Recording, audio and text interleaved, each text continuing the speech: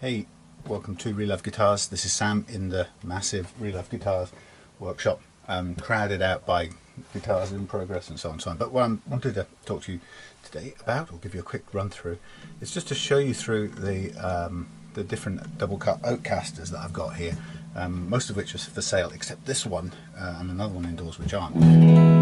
I get to keep the prototypes, which is my treat for myself. And as a result, this is the one I play most of the time. So I thought it was a good start point to show you, basically give you an idea of what I do and how it works and so on. So this is a get this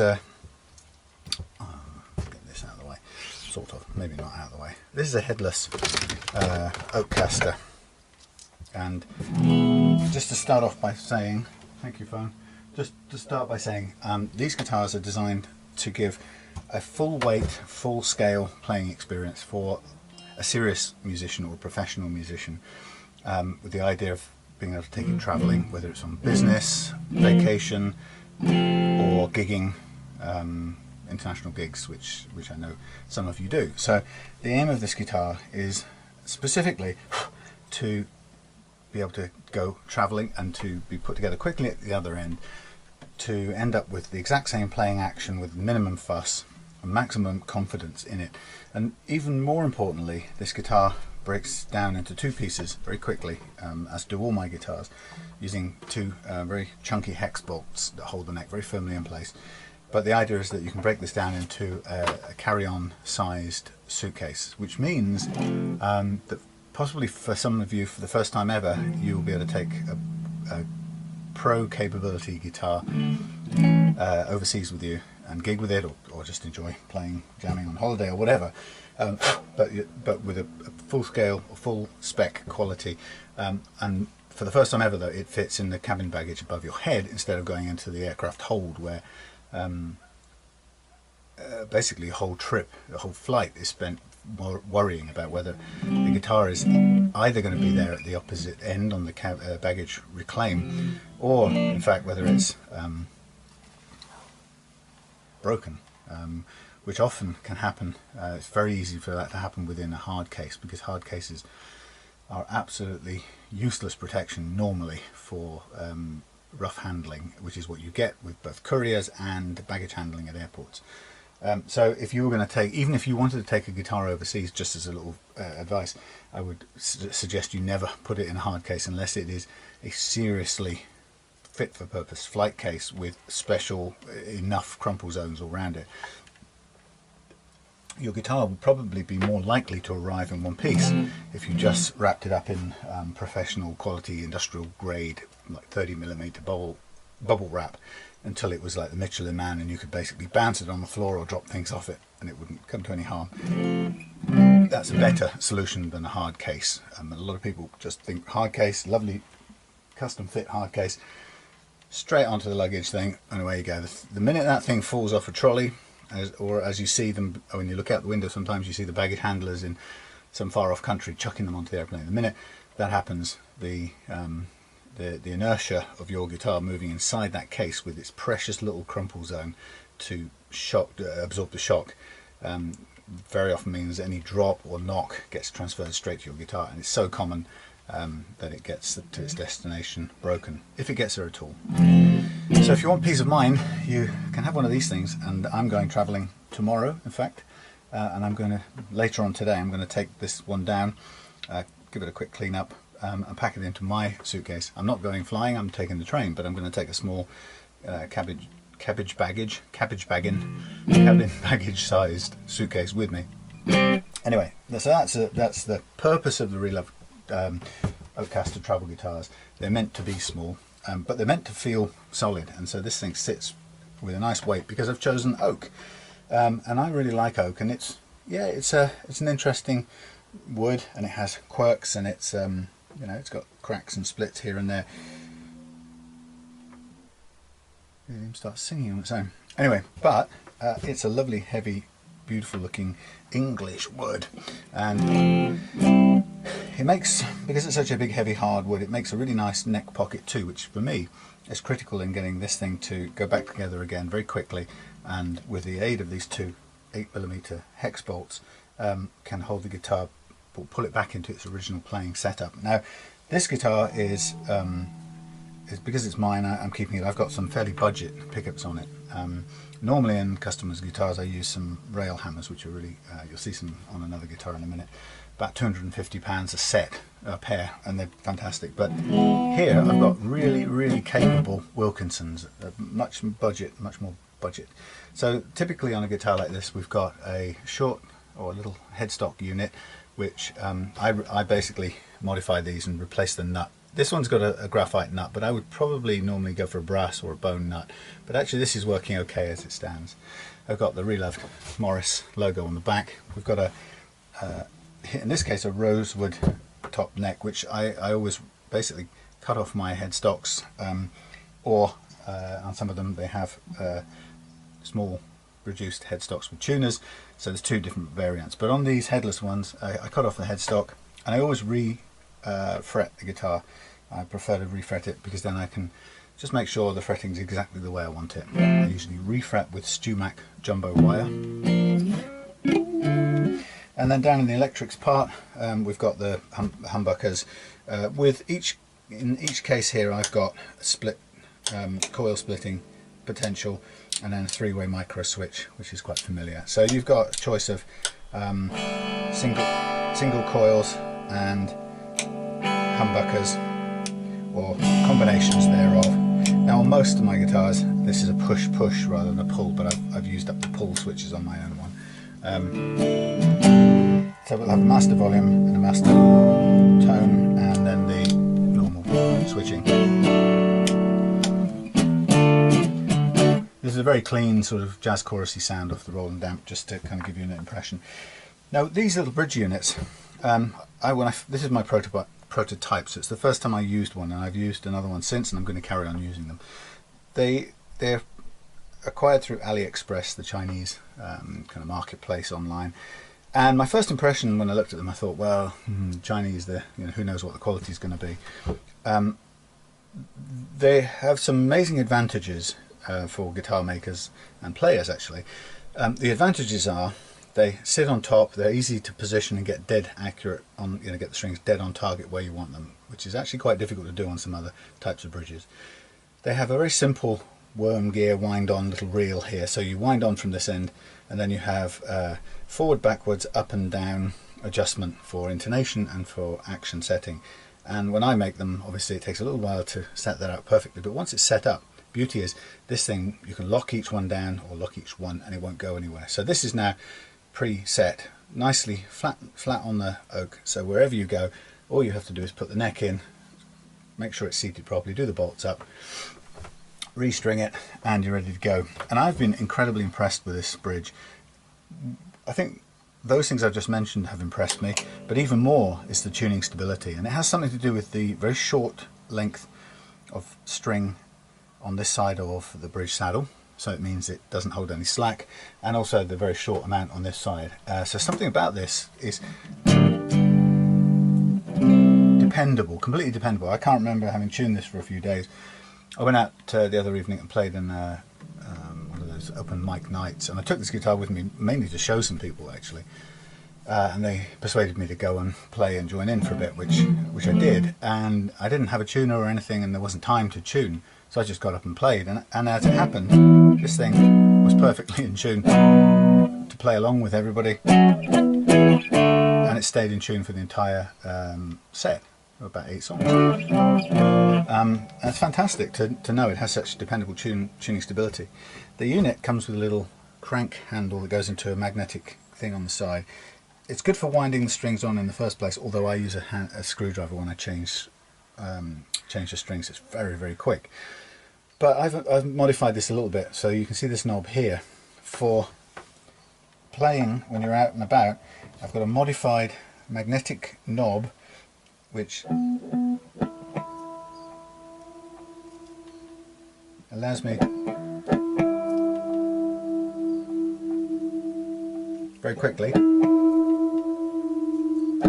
going the wrong way of course,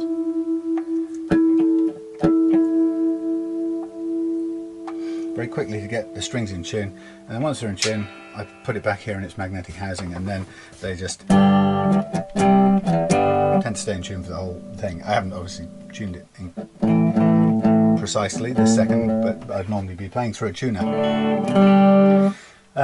So it's a really solid and stable feeling thing, and of course for a small space you've got no excess stuff hanging off the end, so you really aren't banging into people.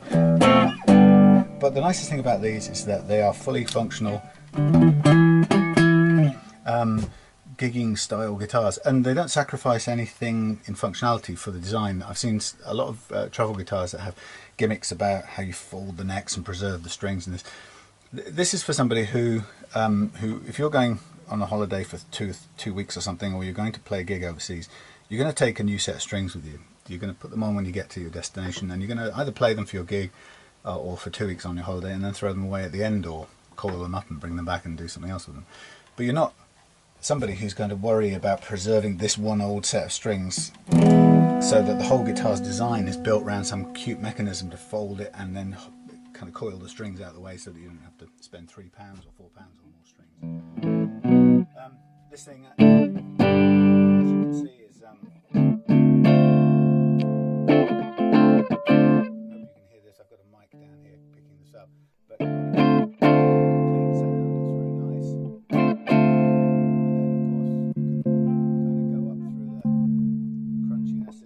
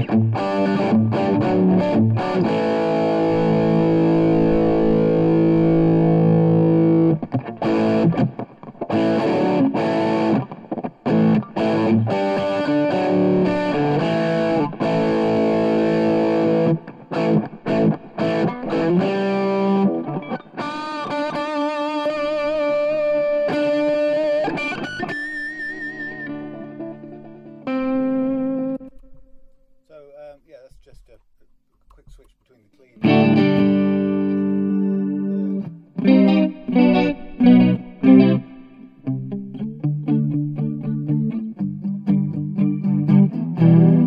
noisy. And that's a single coil sound,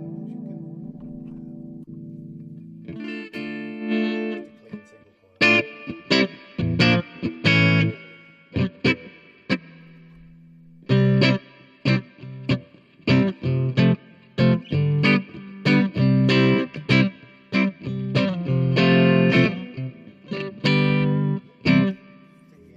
Songs to play along with, but can't really think of any.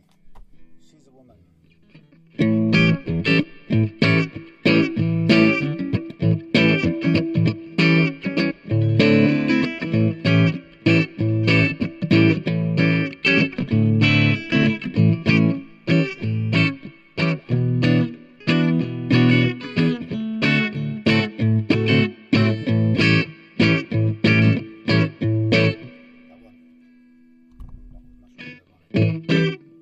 Or echoey things. So that's the single coil sound. We've got two single coils in the middle.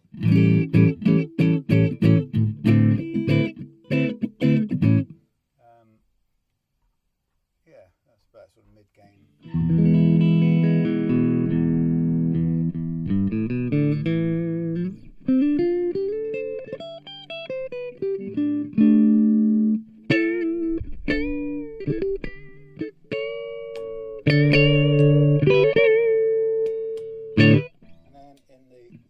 then in the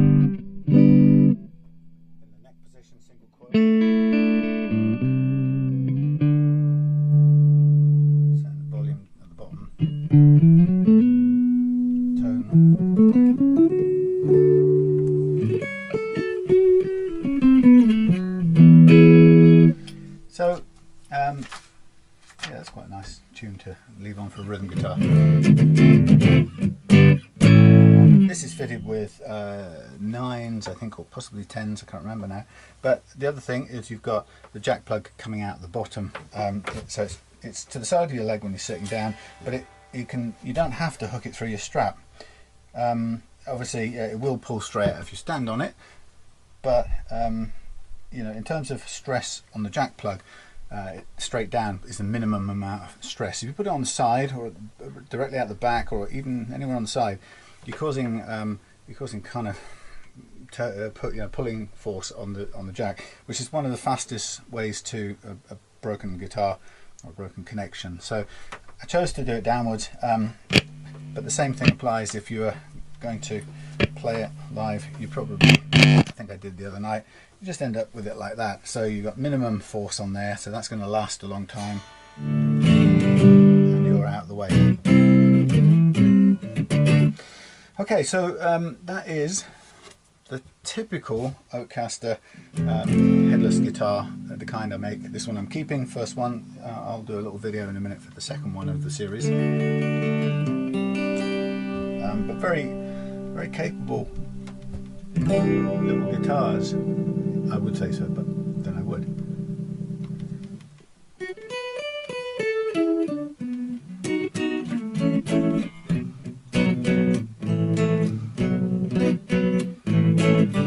Anyone seen Dusk Till Dawn?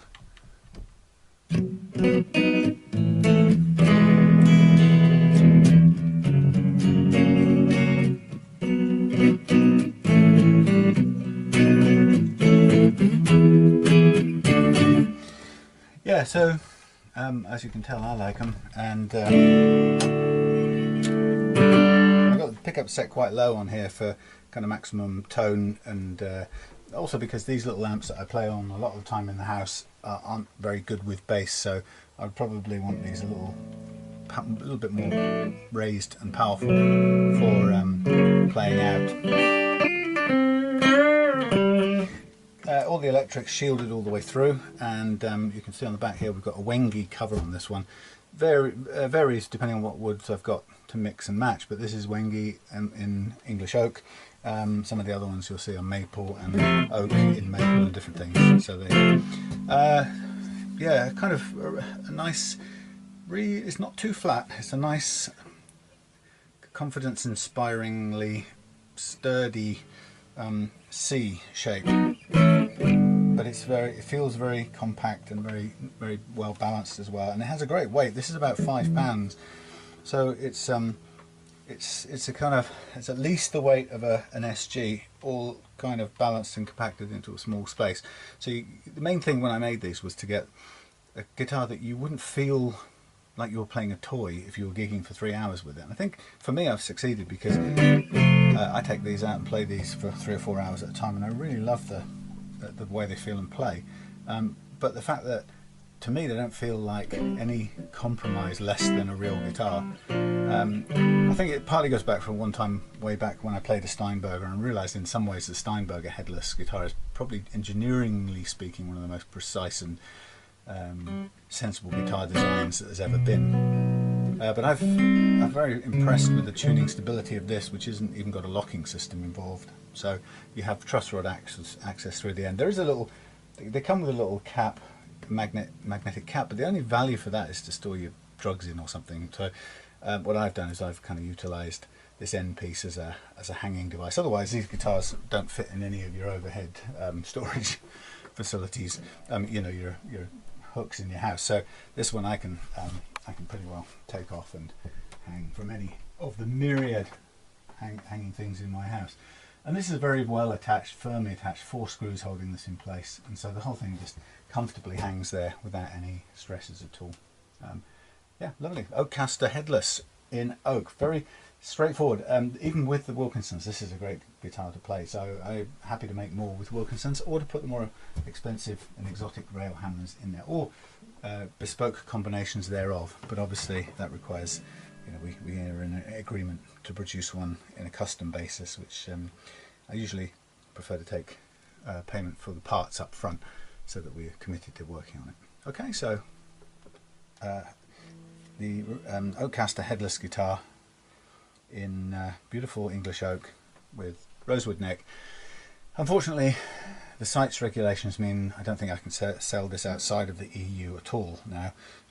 So I'm obviously going to limit the amount of rosewood ones I make, although I like the rosewood. It looks great with the oak. But I want to be able to sell it a bit further afield, so I've got quite a few various maple ones underway. Here's one you can see coming along. Just do a quick look at. This one's just it's beautiful. That's a bit of tongue oil. It's got a maple. Actually, this one's got a maple magnetic thing in their back panel, which just shuts up and holds in place the two bolts. But yeah, I've kind of refretted this and re-lacquered it by hand. And I've got a few more necks, maple necks on the go, which I'm refretting and preparing, and a couple more to choose from whenever I need to. So that's the way for export sales. Okay, so there you go. I'll get off now and get on to another one.